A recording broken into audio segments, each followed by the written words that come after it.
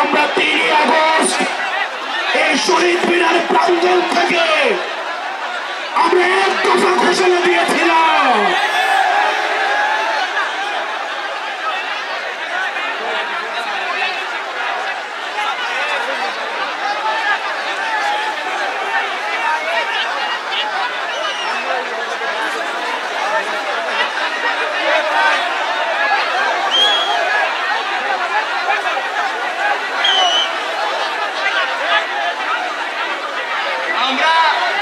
আমরা সবাইকে অনুরোধ করছি হাসনাদের পিছনে যে আমরা অনুরোধ করছি সবাই আপনারা বসে বলুন, শেষ পর্যায়ে এসে শৃঙ্খলা বিনষ্ট করা যাবে না। সবাইকে আমরা অনুরোধ করছি শৃঙ্খলা ফিরে আসলে আমরা আমাদের প্রোগ্রাম করবো না। সাউন্ড বক্সের উপর থেকে লোকজন নেমে যান, সাউন্ড বক্সের উপর থেকে লোকজন নেমে যান।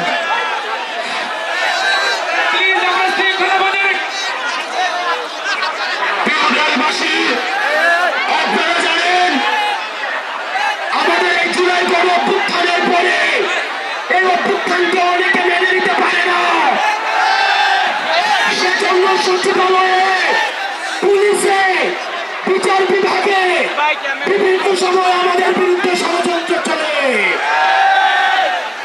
আমরা আপনাদেরকে বলতে চাই, অতীতে ছিল সতীদাহ প্রথা, এখন আমরা দেখছি নদীদাহ প্রথা। যারা সচিবালয়ে আমাদের বিরুদ্ধে ষড়যন্ত্র করছেন আপনাদেরকে বলতে চাই, আপনারা রিয়েলিটি মাইনে নেন, আপনাদের আম্মু আর কাছে ফিরবে না।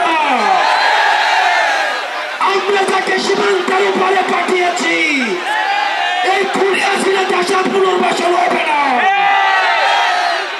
প্রিয় দেশবাসী, আপনারা জানেন গত 16 বছর এই ফ্যাসিবাদী সরকার খুনি হাসিনা প্রত্যেকটি রাজনৈতিক দলকে, ফ্যাসিবাদী শক্তিকে নির্যাতন এবং নিপীড়নের মধ্য দিয়ে তাদের থেকে ভোটাধিকার কেড়ে নিয়েছে। বিএনপি, জামাত সহ ফ্যাসিবাদ বিরোধী যতগুলো শক্তি রয়েছে, আলেম ওলামা রয়েছে, অনলাইন অ্যাক্টিভিস্ট রয়েছে, তাদের বাক স্বাধীনতাকে হরণ করেছে। আমরা যারা জুলাই গণ অভ্যুত্থানে আমরা নেতৃত্ব দিয়েছি, আমাদের ডাকে সারা বাংলাদেশে মানুষ রাস্তায় নেমে এসেছে এবং আমরা এই হাসিনাকে পালিয়ে যেতে বাধ্য করেছি। আমরা এই সরকারকে বলতে চাই, আজকে 5 আগস্টের পরে আজকে এই পর্যন্ত আইন শৃঙ্খলা পরিস্থিতি এখনো পর্যন্ত স্বাভাবিক হয় নাই, দ্রব্যমূল্য এখনো নিয়ন্ত্রণে আসে নাই। আপনি যদি মনে করেন, বারবার বলতে থাকেন সিন্ডিকেট এক হাত থেকে আরেক হাতে গিয়েছে, তাহলে আপনার কাজটা কি? যেখানে এই সিন্ডিকেটের হাত ভেঙে দিতে হবে, দ্রব্যমূল্যকে মানুষের নিয়ন্ত্রণে আনতে হবে, আইন শৃঙ্খলা পরিস্থিতিকে স্বাভাবিক করতে হবে। কোন বিপ্লবীর গায়ে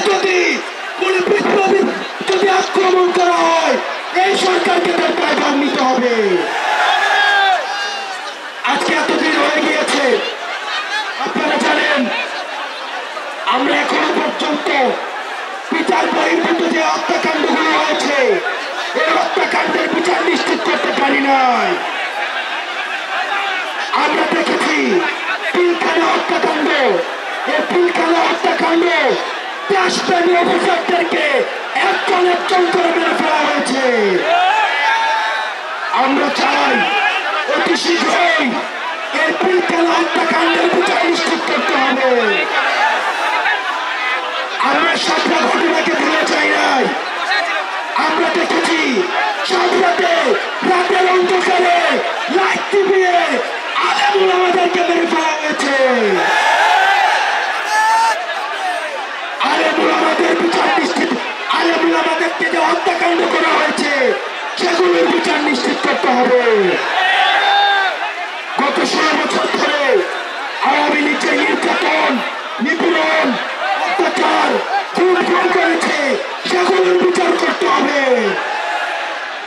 5ই আগস্ট পরবর্তী বাংলাদেশে আমাদের আর কোনো শত্রু নাই, আমাদের একমাত্র শত্রু এই আওয়ামী লীগ। আওয়ামী লীগের বিরুদ্ধে আমাদের পৃথিবীর কিছু রাজনৈতিক শক্তি আছে, আমাদের সংগ্রাম অব্যাহত থাকবে। প্রিয় দেশবাসী, আমাদের এতদিন পর্যন্ত আমাদের এই জুলাই গণঅভ্যুত্থানের কোন ঘোষণাপত্র ছিল না। আমরা বলতে চাই 15ই জানুয়ারির মধ্যে আমাদের এই জুলাই গণঅভ্যুত্থানের ঘোষণাপত্র জারি করতে হবে। আমাদের জুলাই গণঅভ্যুত্থানের ঘোষণাপত্র 15 জানুয়ারির মধ্যে আমাদের 15ই জানুয়ারির মধ্যে জারি করতে হবে। প্রিয় দেশবাসী, এই 15 জানুয়ারি পর্যন্ত আপনার জেলায় জেলায় পাড়া মহল্লায় এই জুলাই ঘোষণাপত্রের পক্ষে আপনারা মানুষের কাছে যাবেন, মানুষের কথা শুনবেন, তারা কি বলতে চায় সেই কথাগুলোকে উঠিয়ে নিয়ে আসবেন। আওয়ামী লীগের বিপক্ষে, মুজিববাদীদের বিপক্ষে, যারা এই ফ্যাসিবাদী এবং সন্ত্রাসের রাষ্ট্র কায়েম করেছে তাদের বিপক্ষে আমাদের এই লড়াই, আমাদের এই সংগ্রাম আমাদের জারি থাকবে। আমরা সবাই আত্মশপথ করতে চাই, সবাই আত্মশপথ করতে চাই।